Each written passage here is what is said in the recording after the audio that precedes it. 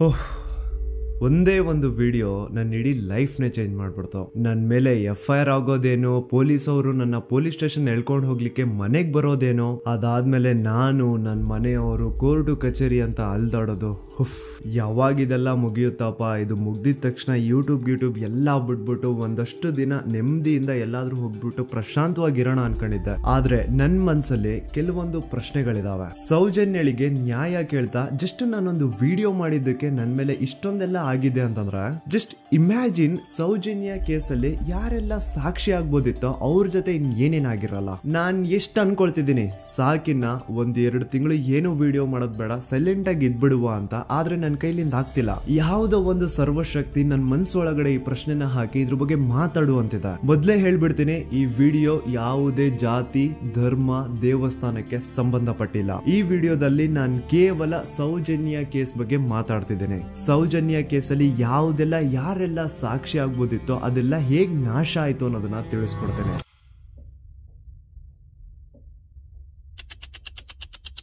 ನೆನಪು ಮಾಡ್ಕೊಳ್ಳಿ, 9 ಅಕ್ಟೋಬರ್ 2012 ಸೌಜನ್ಯ ಕಾಣೆ ಆದಾಗ ಸೌಜನ್ಯನ ಮನೆಯವರು ಅಂಡ್ ಊರಿನ 200-300 ಜನ ಸೇರ್ಕೊಂಡು ರಾತ್ರಿ 12 ಗಂಟೆವರೆಗೂ ಸೌಜನ್ಯಗೋಸ್ಕರ ಹುಡುಕ್ತಾರೆ. ಆದ್ರೆ ಸೌಜನ್ಯ ಸಿಗಲ್ಲ. ಮಿಡ್ ನೈಟ್ ಆಗಿರುತ್ತೆ ಅಂಡ್ ತುಂಬಾ ಜೋರ್ ಮಳೆ ಬರ್ತಾ ಇರುತ್ತೆ. ಇನ್ನು ಹುಡುಕೋದ್ ಬೇಡ, ಬೆಳಿಗ್ಗೆ ಎದ್ದು ಮತ್ತೆ ಎಲ್ರು ಹುಡುಕುವ ಅಂತ ಎಲ್ರು ತಮ್ಮ ಮನೆಗೆ ವಾಪಸ್ ಹೋಗ್ತಾರೆ. ದೆನ್ ನೆಕ್ಸ್ಟ್ ದಿನ ಅಂದ್ರೆ 10 ಅಕ್ಟೋಬರ್ 2012 ಸೌಜನ್ಯನ ಬಾಡಿ ಸಿಗುತ್ತೆ ಅಂಡ್ ಅವಳ ಬಾಡಿ ಪಕ್ಕದಲ್ಲಿ ಅವಳ ಕಾಲೇಜ್ ಬ್ಯಾಗ್ ಅಂಡ್ ಅವಳ ಬುಕ್ಸ್ ಎಲ್ಲ ಬಿದ್ದಿರ್ತವೆ. ಸೊ ಹಿಂದಿನ ದಿನ ಆ ಒಂದು ಜಾಗದಲ್ಲಿ ಅಷ್ಟು ಜೋರು ಮಳೆ ಬಂದಿದ್ರು ಸೌಜನ್ಯನ ಬ್ಯಾಗ್ ಅಂಡ್ ಅವಳ ಬುಕ್ಸ್ ಒಂದು ಚೂರುನು ನೆಂದಿರಲ್ಲ. ದಾಖಲೆ ಇದೆ ಸ್ವಾಮಿ, ದಾಖಲೆ ಇಲ್ದೆ ಈ ದೂತ ಸಮೀರ್ MD ಏನು ಮಾತಾಡಲ್ಲ. There was rain and the clothes of the victim were not stained with mud and the bag was not wet, even the books were not wet. ಹಿಂದಿನ ದಿನ ಅಷ್ಟು ಜೋರು ಮಳೆ ಬಂದಿದ್ರು ಸೌಜನ್ಯನ ಬುಕ್ಸ್ ಅಂಡ್ ಬ್ಯಾಗ್ ನೆಂದಿಲ್ಲ. ಹೇಗೆ? ಇದರ ಅರ್ಥ ಸೌಜನ್ಯನ ಆ ಒಂದು ಜಾಗದಲ್ಲಿ ಆಗೇ ಇಲ್ಲ. ಬೇರೆ ಯಾವುದೋ ಜಾಗದಲ್ಲಿ ಅವಳು ಆಯ್ತು, ನಂತರ ಅವಳ ಬಾಡಿನ ಅಲ್ಲಿ ತಂದು ಡಂಪ್ ಮಾಡಿರೋದು. ಸೊ ಈಗ ಯಾವೊಂದು ಜಾಗದಲ್ಲಿ ಸೌಜನ್ಯನ ಆಯ್ತು, ಆಕ್ಚುಲ್ ಆ ಒಂದು ಜಾಗನ ಹುಡುಕಾಡೋದ್ ಬಿಟ್ಟು ಪೊಲೀಸರು ಉಲ್ಟಾ ಏನ್ ಮಾಡ್ತಾರೆ ಅಂದ್ರೆ, ಯಾವೊಂದು ಜಾಗದಲ್ಲಿ ಸೌಜನ್ಯನ ಬಾಡಿ ಸಿಕ್ಕಿತ್ತು ಅದೇ ಜಾಗದಲ್ಲೇ ಅವಳು ಆಗಿತ್ತು ಅಂತ ಪ್ರೂವ್ ಮಾಡ್ಲಿಕ್ಕೆ ಹೊರಡ್ತಾರ. ಇಲ್ಲಿ ಪೊಲೀಸ್ ಅವರ ಬುದ್ಧಿವಂತಿಕೆ ನೋಡಿ, ಯಾವೊಂದು ಜಾಗದಲ್ಲಿ ಸೌಜನ್ಯನ ಬಾಡಿ ಸಿಕ್ಕಿತ್ತೋ ಅಲ್ಲಿ ಅವ್ರದ್ದು ಯಾವುದೇ ಒಂದು ಒಳ ಉಡುಪು ಸಿಗಲ್ಲ. ಅದಕ್ಕೆ ಇವ್ರು ಏನ್ ಮಾಡ್ತಾರೆ ಅಂದ್ರೆ, ನೆಕ್ಸ್ಟ್ ದಿನ ಸೌಜನ್ಯ ಮನೆಗೆ ಹೋಗ್ಬಿಟ್ಟು ಅಲ್ಲಿ ಮನೆಯವರಿಂದ ಸೌಜನ್ಯನ ಇನ್ನರ್ ವೇರ್ಸ್ ನ ಇಸ್ಕೊಂಡ್ ಬಂದು ಅದನ್ನ ನಂತರ ರಿಪೋರ್ಟ್ಸ್ ಅಲ್ಲಿ ಇದು ನಮ್ಗೆ ಸೌಜನ್ಯ ಬಾಡಿ ಸಿಕ್ಕಿದ ಜಾಗದಲ್ಲೇ ಸಿಕ್ಕಿದ್ದು ಅಂತ ಮೆನ್ಷನ್ ಮಾಡ್ತಾರೆ. ಪೊಲೀಸ್ನವರು ಅವಳ ಪುಸ್ತಕ ಎಲ್ಲ ಹುಡುಕಾಡಿದ್ರು, ಯಾರಾದ್ರೂ ಫೋನ್ ನಂಬರ್ ಉಂಟಾ ಅಂತ ಹೇಳಿ ತುಂಬ ನಾ ಎಲ್ಲ ತೆಗೆದುಕೊಟ್ಟೆ. ನನ್ನ ಮಗಳ ವಿಷಯ ನನಗೆ ಎಲ್ಲ ಗೊತ್ತು ಸರ್, ನೋಡಿ ಪುಸ್ತಕ ಅಂತ ನೋಡಿದೆ. ಅವಾಗ ನನ್ನ ತಂಗಿಯ ಒಂದು ನಂಬ್ರ ಇತ್ತು, ಆ ನಂಬ್ರನ್ನು ತಗೊಂಡೋಗಿದ್ದಾರೆ. ಆಮೇಲೆ ಮನೆಯಿಂದ ಮರು ದಿವಸ ಸಂತೋಷ್ ರಾವ್ ಸಿಕ್ಕಿದ ದಿವಸ ಹೊಲ ಉಡುಪಿ ಇದೆಯಲ್ಲ ಸರ್, ಅದು ಮನೆಯಿಂದ ತಗೊಂಡೋಗಿದ್ದಾರೆ. ಅದಕ್ಕೆ ನಾವು ಒಂದು ಗುರುತಿಗೆ ಒಂದು ಸ್ಟಿಚ್ ಮಾಡಿಕೊಟ್ಟಿದ್ದೇವೆ, ನೂಲಿನ ಒಂದು ಬಿಳಿ ನೂಲಿನ ಒಂದು ಸ್ಟಿಚ್ ಮಾಡಿಕೊಟ್ಟಿದ್ದೇವೆ. ಅದನ್ನೇ ತನಿಖೆಗೆ ಅವರಲ್ಲಿ ಇಟ್ಟಿದ್ದಾರೆ. ನೋಡಿ, ಪೊಲೀಸ್ ಅವ್ರ ಪ್ರಕಾರ ಸೌಜನ್ಯ ಆಗಿದ್ದು ಆ ಒಂದು ಹಳ್ಳ ಹತ್ರ, ಆದ್ರೆ ಆಕ್ಚುಲಿ ಅಲ್ಲಿ ಆಗೇ ಇಲ್ಲ. ಬಟ್ ಸ್ಟಿಲ್ ಈ ಒಂದು ಪಾಯಿಂಟ್ ನ ಪ್ರೂವ್ ಮಾಡ್ಲಿಕ್ಕೆ ಪೊಲೀಸ್ ಅವರು ಯಾವ ಮಟ್ಟಕ್ಕೆ ಹೋಗ್ತಾರೆ ಅಂತಂದ್ರೆ, ಯಾವೊಂದು ಜಾಗದಲ್ಲಿ ಸೌಜನ್ಯನ ಬಾಡಿ ಸಿಕ್ಕಿತ್ತೋ ಅಲ್ಲಿಂದ 50 ಅಡಿ ದೂರದಲ್ಲಿ ಸಂತೋಷ್ ರಾವ್ನ ಒಂದು ಟೆಂಟ್ ಹಾಕ್ಸ್ತಾರ. ಸೌಜನ್ಯನ ಆಗ್ಬೇಕಾದ್ರೆ ಎಲ್ಲೋ ಬಾಹುಬಲಿ ಬೆಟ್ಟದಲ್ಲಿ ಇದ್ದಂತಹ ಸಂತೋಷ್ ರಾವ್ ಇಲ್ಲ ಅದೇ ಜಾಗದಲ್ಲಿ ಇದ್ದ ಅಂತ ಪ್ರೂವ್ ಮಾಡ್ಲಿಕ್ಕೆ ಸಂತೋಷ್ ರಾವ್ನ ಒಂದು ಟೆಂಟ್ ಹಾಕ್ತಾರ. ಒಂದಿಷ್ಟು ಪ್ಲಾಸ್ಟಿಕ್ ಚೀಲಗಳನ್ನ ಹಾಸ್ಬಿಟ್ಟು ಅದ್ರ ಮೇಲೆ ಸಂತೋಷ್ ರಾವ್ನ ಕೆಲವೊಂದು ಥಿಂಗ್ಸ್ ಇಟ್ಬಿಟ್ಟು ಇವ್ನು ಇಲ್ಲೇ ಇದ್ದ ಅಂತ ಪ್ರೂವ್ ಮಾಡಿಸ್ತಾರ. ಈಗ ಸ್ವಲ್ಪ ತಲೆ ಯೂಸ್ ಮಾಡಿ, ಸೌಜನ್ಯ ಕಾಣೆಯಾಗಿದ್ದ ದಿನ ಸೌಜನ್ಯನ ಮನೆಯವರು ಅಂಡ್ ಊರಿನ ಜನ ಸುಮಾರು 200-300 ಜನ ಸೇರ್ಕೊಂಡ್ಬಿಟ್ಟು ಸೌಜನ್ಯಗೋಸ್ಕರ ಹುಡುಕ್ತಾರ. ಅವ್ರು ಅದೇ ಜಾಗದಲ್ಲಿ ಹುಡುಕ್ತಾರ ಗುರು, ಎಲ್ಲೂ ಜಾಸ್ತಿ ದೂರ ಹೋಗಲ್ಲ, ಅದೇ ಜಾಗದಲ್ಲಿ ಹುಡುಕ್ತಿರ್ತಾರ. ಕತ್ಲೆಯಲ್ಲಿ ಸೌಜನ್ಯನ ಬಾಡಿ ಕಾಣಿಸಿಲ್ಲ ಅನ್ಕೊಳ್ಳಿ, ಏನೋ ಸ್ವಲ್ಪ ಪೊದೆಗಳ ಹಿಂದೆ ಅಥವಾ ಬೇಲಿಗಳು ಅಡ್ಡ ಬಂದಿರಬಹುದು, ಹಾಗಾಗಿ ಅವಳ ಬಾಡಿ ಕಾಣಿಸಿಲ್ಲ ಅನ್ಕೊಳ್ಳಿ. ಆದ್ರೆ ಅಲ್ಲಿಂದನೇ 50 ಅಡಿ ದೂರದಲ್ಲಿರುವಂತಹ ಸಂತೋಷ್ ರಾವ್ನ ಟೆಂಟ್ ಆ 200-300 ಜನರಲ್ಲಿ ಒಬ್ರಿಗೂ ಕಾಣಿಸಿಲ್ವಾ? ಅಷ್ಟೇ ಅಲ್ಲ, ನೆಕ್ಸ್ಟ್ ದಿನ ಅಂದ್ರೆ 10 ಅಕ್ಟೋಬರ್ 2012 ಸೌಜನ್ಯನ ಮೃತದೇಹ ಸಿಕ್ಕಿದೆ ಅನ್ನೋ ಒಂದು ನ್ಯೂಸ್ ಲೋಕ್ ಲೈಟ್ಸ್ ಗೆಲ್ಲ ಗೊತ್ತಾದಾಗ ಅಲ್ಲಿ ಒಂದು ಅಂದಾಜು ಪ್ರಕಾರ 3000 ಜನ ಸೇರ್ತಾರಂತ. ಆಗ್ಲೂ ಸಹ ಆ 3,000 ಜನರಲ್ಲಿ ಒಬ್ರಿಗೂ ಸಹ ಆ ಸಂತೋಷ್ ರಾವ್ನ ಟೆಂಟ್ ಕಾಣಿಸೇ ಇಲ್ಲ. ಜಾಸ್ತಿ ದೂರ ಇಲ್ಲ ಗುರು, ಎಲ್ಲಿ ಬಾಡಿ ಸಿಕ್ಕಿರುತ್ತೋ ಅಲ್ಲಿಂದ 50 ಅಡಿ ದೂರ ಅಷ್ಟೇ. ಆದ್ರೂ ಆ ಟೆಂಟ್ ಯಾರಿಗೂ ಕಾಣಿಸೇ ಇಲ್ಲ. ಹೇಗೆ? ಯಾಕಂತಂದ್ರೆ ಆ ಟೆಂಟ್ ಅಲ್ಲಿ ಇರ್ಲೇ ಇಲ್ಲ. ಇದ್ರೆ ತಾನೇ ಕಾಣಿಸೋದಕ್ಕೆ. ಪಾಪ ಸಂತೋಷ್ ರಾವ್ನ ಈ ಕೇಸಲ್ಲಿ ಹೆಂಗಾದ್ರೂ ಮಾಡಿ ಫಿಟ್ ಮಾಡ್ಲೇಬೇಕು ಅಂತ ಪೊಲೀಸ್ ಅವ್ರು ಫಿಕ್ಸ್ ಆಗ್ಬಿಟ್ಟಿದ್ರು. ಇನ್ನೊಂದು ಲಾಜಿಕಲ್ ಪಾಯಿಂಟ್ ಹೇಳ್ತೀನಿ ನಿಮ್ಗೆ. ಈ ಒಂದು ಸ್ಟೇಟ್ಮೆಂಟ್ ನ ನೋಡಿ. ಈ ಸ್ಟೇಟ್ಮೆಂಟ್ ಬೇರೆ ಯಾರು ಕೊಟ್ಟಿದ್ದಲ್ಲ ಗುರು. 5 ಜನ ಕಿಡಿಗೇಡಿಗಳು ಸಂತೋಷ್ ರಾವ್ನ ಬಾಹುಬಲಿ ಬೆಟ್ಟದಿಂದ ಕರ್ಕೊಂಡ್ ಬಂದು ಪೊಲೀಸ್ ಅವ್ರ ಕೈಗೆ ಒಪ್ಸಿದ್ರು. ಆ ಕಿಡಿಗೇಡಿಗಳಲ್ಲೇ ಒಬ್ಬ ಕೊಟ್ಟಂತಹ ಸ್ಟೇಟ್ಮೆಂಟ್ ಇದು. ಇದ್ರಲ್ಲಿ ಇವನ್ ಹೇಳ್ತಿದ್ದಾನೆ ಸಂತೋಷ್ ರಾವ್ ಕೈಯಲ್ಲಿ ಒಂದು ಚೀಲ ಇತ್ತು ಅಂತ. ಈಗ ಸಂತೋಷ್ ರಾವ್ನ ಅರೆಸ್ಟ್ ಮಾಡಾದ್ಮೇಲೆ ಅವನ ಕೈಯಲ್ಲಿ ಇದ್ದಂತಹ ಚೀಲ ಕೂಡ ಪೊಲೀಸ್ ಅವರು ತಮ್ಮ ಕಸ್ಟಡಿಗೆ ತಗೊಂಡಿರ್ತಾರ ತಾನೆ. ಹಾಗಿದ್ರೆ ಸಂತೋಷ್ ರಾವ್ನ ಚೀಲ ಅಂಡ್ ಅದ್ರಲ್ಲಿ ಇದ್ದಂತಹ ಅವನ ವಸ್ತುಗಳು ಪೊಲೀಸ್ ಕಸ್ಟಡಿಲೇ ಇರ್ಬೇಕೆ ಹೊರತು ಅದ್ಯಾವುದೋ ಕಾಡಲ್ಲಿ ಆ ಟೆಂಟ್ ಒಳಗಡೆ ಅಲ್ಲ. ಅಂಡ್ ಇನ್ನೊಂದು ಮೇನ್ ಇಂಪಾರ್ಟೆಂಟ್ ಆಗಿ ಸಂತೋಷ್ ರಾವ್ನ ಪೊಲೀಸ್ ಅವರು ಕಸ್ಟಡಿಗೆ ತಗೊಂಡಿದ್ದು 11 ಅಕ್ಟೋಬರ್ 2012. ಆದ್ರೆ ಅಫಿಷಿಯಲ್ ಆಗಿ ಪೇಪರ್ಸ್ ಮೇಲೆ ತೋರಿಸಿರೋದು 13 ಅಕ್ಟೋಬರ್ 2012. ಹಾಗಿದ್ರೆ ಆ 2 ದಿನ ಸಂತೋಷ್ ರಾವ್ನ ಪೊಲೀಸ್ ಸ್ಟೇಷನ್ ಅಲ್ಲಿ ಇಟ್ಕೊಂಡು ಪೊಲೀಸ್ ಅವರು ಏನ್ ಮಾಡ್ತಿದ್ರು? ಇದು ಇಲ್ಲಿಗಲ್ ಡಿಟೆನ್ಷನ್ ತಾನೆ. ಈಗಷ್ಟೇ ನಾನು ಡಾಕ್ಟರ್ ಆದಮ್ ಅವ್ರು ಕೊಟ್ಟಂತಹ ಪೋಸ್ಟ್ ಮಾರ್ಟಮ್ ರಿಪೋರ್ಟ್ ನೋಡಿದೆ. ಅಂಡ್ ಇದ್ರಲ್ಲಿ ಏನಿದೆ ಗೊತ್ತಾ? ಸೌಜನ್ಯ ಸತ್ತಾದ್ಮೇಲೆ ಅಲ್ಲ, ಅವಳು ಬದುಕಿರ್ಬೇಕಾದ್ರೇನೆ, ಅವಳು ಮಾಡ್ತಾ ಇರ್ಬೇಕಾದ್ರೇನೆ ಆ ದುಷ್ಕರ್ಮಿಗಳು ಅವಳ ಯೋನಿ ಒಳಗಡೆ 6 ಇಂಚು ಮಣ್ಣು ತುಂಬಿರೋದು. ಅಂಡ್ ರೀಸೆಂಟ್ ಆಗಿ ಬರ್ತಾ ಇರುವಂತಹ ಇನ್ನೊಂದು ಬಿಗ್ಗೆಸ್ಟ್ ಅಲಿಗೇಷನ್ ಏನು ಅಂತಂದ್ರೆ ಸಂತೋಷ್ ರಾವ್ ಬ್ರೇನ್ ಮ್ಯಾಪಿಂಗ್ ಗೆ ಒಪ್ಕೊಂಡಿಲ್ಲ ಅಂತವ್ರು ಪ್ಲೀಸ್ ಈ ಒಂದು ಡಾಕ್ಯುಮೆಂಟ್ ನ ಕಂಡ್ಬಿಟ್ಟು ನೋಡಿ. ಇಲ್ಲಿ ಸಂತೋಷ್ ರಾವೇ ಹೇಳ್ತಿದ್ದಾನೆ, ಅಪರಾಧಿ ಎಂದು ಸಾಬೀತು ಮಾಡಲು ಅಗತ್ಯವಿರುವ ಯಾವುದೇ ವೈಜ್ಞಾನಿಕ ಪರೀಕ್ಷೆಗೆ ಒಳಪಡಲು ಸ್ವಯಂ ಇಚ್ಛೆ ವ್ಯಕ್ತಪಡಿಸಿರುತ್ತೇನೆ. ಕೆಳಗಡೆ ಸಂತೋಷ್ ರಾವ್ನ ಸಿಗ್ನೇಚರ್ ಇದೆ ಅಂಡ್ ಈ ಕಡೆ ಕೋರ್ಟ್ ನ ಸೀಲ್ ಕೂಡ ಇದೆ. ಅಂಡ್ ಇನ್ನೊಂದು ವಿಷಯ, ನನ್ನ ವಿಡಿಯೋದಲ್ಲಿ ನಾನು ಹೇಳಿದ್ದೀನಿ ಸಂತೋಷ್ ರಾವ್ಗೆ ಫಿಮೋಸಿಸ್ ಅನ್ನೋ ಒಂದು ಕಾಯಿಲೆ ಇತ್ತು ಅಂತ. ಅಂಡ್ ಅಲ್ಲಿ ಇನ್ನೊಂದು ಪಾಯಿಂಟ್ ಕೂಡ ಹೇಳಿದ್ದೀನಿ, ಇನ್ ಕೇಸ್ ಅವನ್ ಏನಾದ್ರು ಮಾಡಿದ್ರೆ ನರಕ ಅನುಭವಿಸ್ತಾನೆ ಅಂತ. Note that point. In case ನಾ ಸಂತೋಷ್ ರಾವ್ ಮಾಡ್ಲಿಕ್ಕೆ ನಾಲಾಯಕ್ ಅಂತಾನು ಹೇಳಿಲ್ಲ, ಲಾಯಕ್ ಅಂತಾನು ಹೇಳಿಲ್ಲ. ಇನ್ ಕೇಸ್ ಮಾಡಿದ್ರೆ ನರ್ಕ ಅನುಭವಿಸ್ತಾನೆ ಅಂತ ಹೇಳಿದ್ದು. ನೋಡಿ, ಹೇಳ್ತಾ ಹೋದ್ರೆ ಬೇಜಾನ್ ಇದೆ. ಆಸ್ ಎ ಯೂಟ್ಯೂಬರ್ ಆ ಕೇಸ್ ಫೈಲ್ಸ್ ನ ನೋಡ್ತಾ ಇದ್ರೆ ನನ್ಗೆನೆ ಬೇಜಾನ್ ಡೌಟ್ಸ್ ಬರ್ತಾ ಇದೆ ಪೊಲೀಸ್ ಅವರ ಇನ್ವೆಸ್ಟಿಗೇಷನ್ ಮೇಲೆ. ಸೊ ಅದನ್ನೆಲ್ಲ ಗಮನದಲ್ಲಿ ಇಟ್ಕೊಂಡು ನಾನ್ ಹೇಳೋದಿಷ್ಟೇ, ಈ ಒಂದು ಕೇಸ್ ಅಲ್ಲಿ ಯಾವ ಆಂಗಲ್ ಇಂದನೂ ಪೊಲೀಸ್ ಅವ್ರ ಕಡೆಯಿಂದ ಫೇರ್ ಇನ್ವೆಸ್ಟಿಗೇಷನ್ ಆಗಿಲ್ಲ. And I clear my point. ಈಗ ಈ ಒಂದು ಸೌಜನ್ಯ ಕೇಸ್ ಅಲ್ಲಿ ಯಾರೆಲ್ಲ ಸಾಕ್ಷಿ ಆಗ್ಬೋದಿತ್ತೋ ಅವ್ರ ಜೊತೆ ಏನಾಯ್ತು ಅಂತ ಹೇಳ್ತೇನೆ. ಮೊದಲನೇದಾಗಿ ರವಿ ಪೂಜಾರಿ. ಇವನ್ ಬಗ್ಗೆ ನಾನು ಫಸ್ಟ್ ವಿಡಿಯೋದಲ್ಲೇ ಹೇಳಿದೀನಿ. ಆ 5 ಜನ ಕಿಡಿಗೇಡಿಗಳು ಯಾರು ಸಂತೋಷ್ ರಾವ್ನ ಪೊಲೀಸ್ ಅವರಿಗೆ ಅರೆಸ್ಟ್ ಮಾಡಿಕೊಟ್ರೋ ಅದ್ರಲ್ಲಿ ಇವನು ಒಬ್ಬ. ಸೊ ಈ ಸೌಜನ್ಯನ ಕೇಸ್ ಯಾವಾಗ CBI ಗೆ ಟ್ರಾನ್ಸ್ಫರ್ ಆಗುತ್ತೆ ಅಂತ ಗೊತ್ತಾಗುತ್ತೋ ಈ ರವಿ ಪೂಜಾರಿ ಉರ್ಲಾಕೊಂಡು ಸತ್ ಹೋಗ್ತಾನೆ. ರವಿ ಪೂಜಾರಿ ಹಾಕೊಂಡು ಸತ್ ಹೋದ ಅಂತಾರೆ, ಆದ್ರೆ ಅವ್ನು ಹಾಕೊಂಡೇ ಸತ್ ಹೋದ ಅಂತ ಯಾರು ಐ ವಿಟ್ನೆಸ್ ಇಲ್ಲ. ಹಾಗಾಗಿ ಇವನ ಒಂದು ಸಾವು ಒಂದು ನಿಗೂಢ ಸಾವಾಗಿ ಉಳ್ಕೊಂಡ್ಬಿಡ್ತು. ಇನ್ನೊಬ್ಳು ಬಂದು ವಾರಿಜಾ ಅಂತ.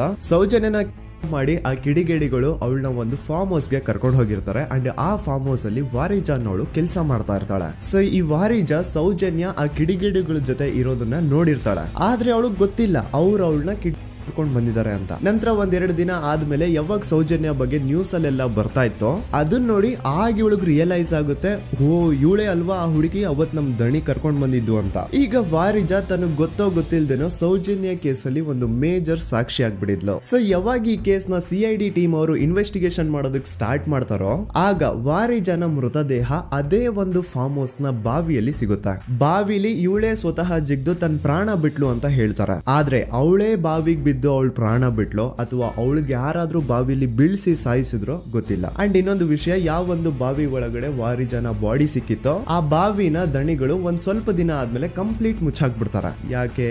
ಇನ್ನೊಬ್ಬ ಬಂದು ಗೋಪಾಲ್ ಕೃಷ್ಣ.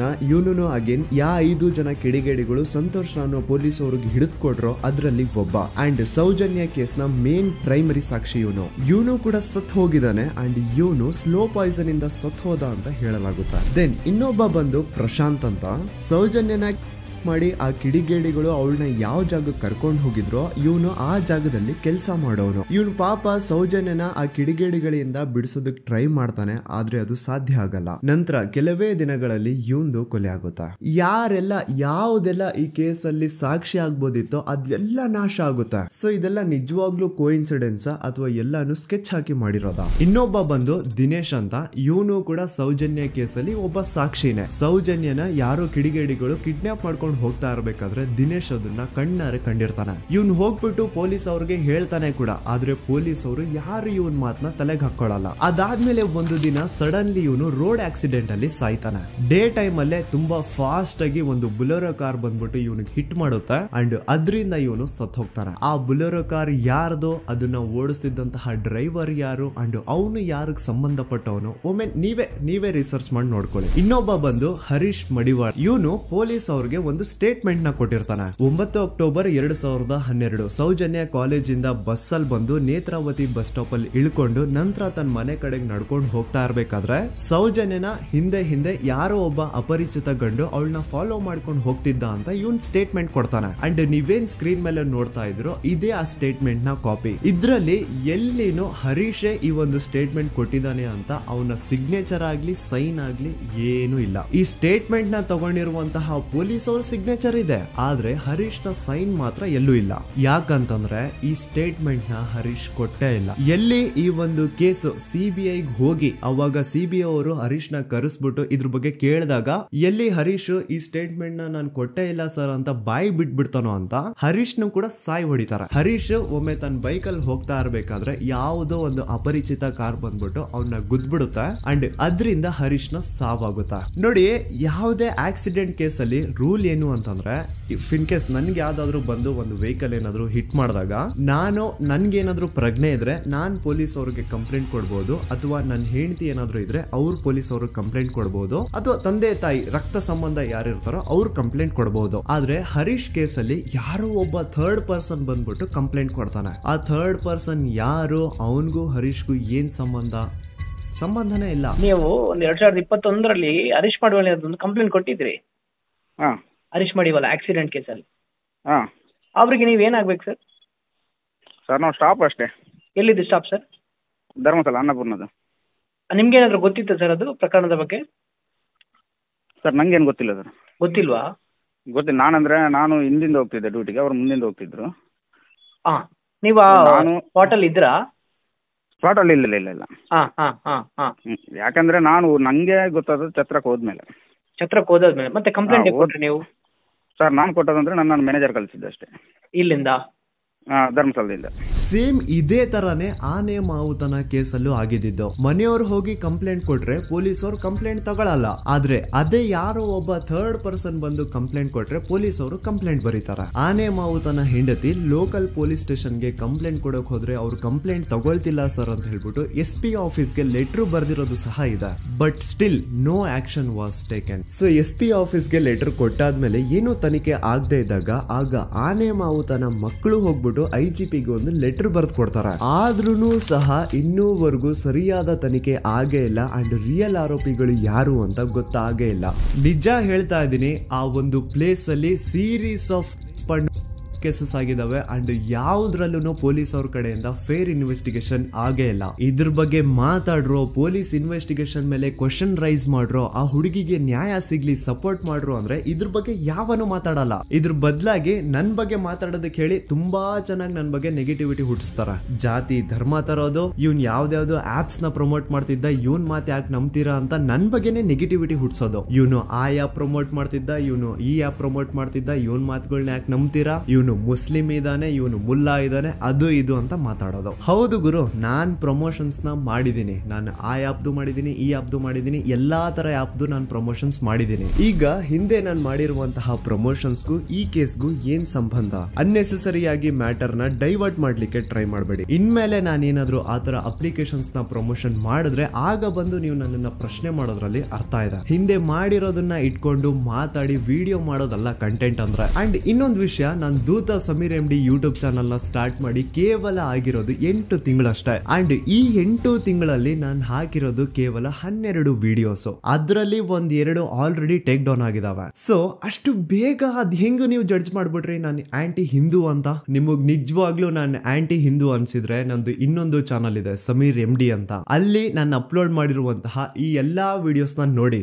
ಜಾಸ್ತಿ ಜಸ್ಟಿಫೈ ಮಾಡ್ಲಿಕ್ಕೆ ಹೋಗಲ್ಲ ಗುರು, ನನ್ನ ಹಳೆ ಸಬ್ಸ್ಕ್ರೈಬರ್ಸ್ಗೆ ಗೊತ್ತು ನನ್ನ ಕ್ಯಾರೆಕ್ಟರ್ ಏನು ಅಂತ. ಅಂಡ್ ಇನ್ನು ಇವನ್ ವಿಡಿಯೋ 18 ಮಿಲಿಯನ್ ಪ್ಲಸ್ ವ್ಯೂಸ್ ನ ಪಡ್ಕೊಂಡಿದೆ. ಇವನ್ಗೆ ಇಷ್ಟ ಲಕ್ಷ ದುಡ್ಡು ಬಂದಿರುತ್ತೆ, ಅಷ್ಟ್ ಲಕ್ಷ ದುಡ್ಡು ಬಂದಿರುತ್ತೆ ಅನ್ನೋರ್ಗೆ ಈ ಒಂದು ಇಮೇಲ್ ನ ಒಮ್ಮೆ ನೋಡಿ. ನನ್ ವಿಡಿಯೋ ವೈರಲ್ ಆಗ್ತಿದ್ದಂಗೆ ಆ ವಿಡಿಯೋ ಡಿಮಾನಿಟೈಸ್ ಆಗೋಯ್ತು. ಇಲ್ಲಿ ಅತ್ಯಾಚಾರಿ ಬೆಂಬಲಿಗರ ಥಿಂಕಿಂಗ್ ನೋಡಿ. ಆ ವಿಡಿಯೋ ಇಂದ ನನ್ಗೆ ಎಷ್ಟು ರೆವೆನ್ಯೂ ಬಂತು ಅನ್ನೋದನ್ನ ಥಿಂಕ್ ಮಾಡ್ತಿದಾರೆ. ಆ ವಿಡಿಯೋ ಇಂದ ನಾನು ಎಷ್ಟು ಸಫರ್ ಆಗಿರ್ಬೋದು ಅನ್ನೋದನ್ನ ಥಿಂಕ್ ಮಾಡಿದ್ರ ನೋಡಿ. ನಾನೊಂದು ವಿಡಿಯೋ ಮಾಡಿದ್ದಕ್ಕೆ ಜನ ಜಾಗೃತರಾದ್ರು. ನನ್ಗೆ ನನ್ ಬಗ್ಗೆ ನಿಮ್ ಬಗ್ಗೆ ತುಂಬಾ ಹೆಮ್ಮೆ ಇದೆ. ನೀವೆಲ್ಲ ಜಾತಿ ಧರ್ಮ ಅನ್ನೋದು ಮುಖ್ಯ ಅಲ್ಲ, ನ್ಯಾಯ ಮುಖ್ಯ ಅಂತ ಬೆಂಬಲಿಸಿದ್ರೆ. ಸೌಜನ್ಯನ ತಾಯಿ ಅಂಡ್ ಕುಟುಂಬದವರು 13 ವರ್ಷದಿಂದ ಧೈರ್ಯವಾಗಿ ನ್ಯಾಯಕ್ಕಾಗಿ ಬೇಡ್ತಾವ್ರೆ. 13 ವರ್ಷದಿಂದ ಮಹೇಶ್ ಶೆಟ್ಟಿ ಸರ್ ಒಂದು ಹೆಣ್ಣು ಮಗುವಿನ ನ್ಯಾಯಕ್ಕೆ ಎಲ್ಲಾ ತರದ ಅವಮಾನ ಸಹಿಸಿಕೊಂಡು ಬೆಟ್ಟದಂತೆ ನಿಂತು ಎಲ್ಲೂ ಕಾಂಪ್ರಮೈಸ್ ಆಗದೆ ಹೋರಾಟ ಮಾಡ್ತಾವ್ರೆ. ಈಗ ಈ ನಿಮ್ಮ ದೂತ ಸಮೀರ್ MD ಇಂದ ಕರ್ನಾಟಕಾದ್ಯಂತ ಅನೇಕ ಕನ್ನಡ ಪರ ಸಂಘಟನೆಗಳು, ಎಲ್ಲಾ ವಿಚಾರ, ಎಲ್ಲಾ ಪಂಥದ ಪ್ರಗತಿಪರ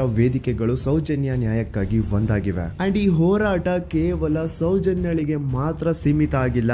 ನಮ್ ದೇಶದಲ್ಲಿ ದಿನಕ್ಕೆ ಆನ್ ಅನ್ ಆವರೇಜ್ 86 ಪ್ರಕರಣಗಳು ದಾಖಲೆ ಆಗ್ತವೆ. ಇದು ದಾಖಲೆ ಆಗಿರುವಂತಹ ಪ್ರಕರಣಗಳ ಸಂಖ್ಯೆ. ಅದ್ ಎಷ್ಟೋ ಕೇಸಸ್ ಪೊಲೀಸ್ ವರ್ಗ ಬರೋದೇ ಇಲ್ಲ. ಸೊ ಇದಕ್ಕೆಲ್ಲ ಒಂದು ಫುಲ್ ಸ್ಟಾಪ್ ಅನ್ನೋದು ಇಡಬೇಕು. ಈಗಿನ ಕಾಲದಲ್ಲಿ ಹುಡುಗಿರು ಸಮಾಜದಲ್ಲಿ ಬಿಡಿ, ಸೋಷಿಯಲ್ ಮೀಡಿಯಾದಲ್ಲಿನೂ ಸಹ ಸೇಫ್ ಇಲ್ಲ. ಹುಡುಗಿ ತನಗಿಷ್ಟ ಆಗಿರುವಂತಹ ತುಂಬಾ ನೀಟ್ ಅಂಡ್ ಕ್ಲೀನ್ ಇರುವಂತಹ ಒಂದು ಫೋಟೋನ ಸೋಷಿಯಲ್ ಮೀಡಿಯಾದಲ್ಲಿ ಶೇರ್ ಮಾಡಿದ್ರೆ ಸಾಕು, ಕಮೆಂಟ್ ಸೆಕ್ಷನ್ ಅಲ್ಲಿ ಅದೆಷ್ಟೋ ಜನ ಜೊಲ್ ಸುರಿಸ್ಕೊಂಡು ಅವಳನ್ನ ಮಾಡ್ತಿರ್ತಾರೆ. ಸೊ ಇದಕ್ಕೆಲ್ಲ ನಮ್ ಸರ್ಕಾರ ಒಂದು ಫುಲ್ ಸ್ಟಾಪ್ ಅನ್ನೋದು ಇಡ್ಲೇಬೇಕು. ಇದ್ರ ಬಗ್ಗೆ ನಿಮ್ ಒಪಿನಿಯನ್ ಏನು ಅಂತ ಕಮೆಂಟ್ ಸೆಕ್ಷನ್ ಅಲ್ಲಿ ತಿಳಿಸಿ. So as A content creator ನನ್ಗೆ ಸೌಜನ್ಯ ಕೇಸ್ ಬಗ್ಗೆ ಒಂದು ವಿಡಿಯೋ ಮಾಡ್ಬೇಕಿತ್ತು, ಮಾಡ್ದೆ. ಅದರಿಂದ ಸೌಜನ್ಯ ಪರ ಹೋರಾಟ ಏನ್ ನಡೀತಾ ಇತ್ತೋ ಅದಕ್ಕೊಂದು ಕಿಚ್ಚು ಸಿಕ್ಕಿದೆ. ಇನ್ ಮುಂದೆ ಅದನ್ನ ಹಾಗೆ ಕಂಟಿನ್ಯೂ ಮಾಡ್ಕೊಂಡು ಹೋಗೋದು ನಿಮ್ಗಳ ಜವಾಬ್ದಾರಿ. ಸೊ ಇಷ್ಟು ಹೇಳ್ತಾ ನಾನು ನಿಮ್ಮ ದೂತ ಸಮೀರ್ MD ಮತ್ತೆ ಸಿಗ್ತೀನಿ ನೆಕ್ಸ್ಟ್ ವಿಡಿಯೋದಲ್ಲಿ.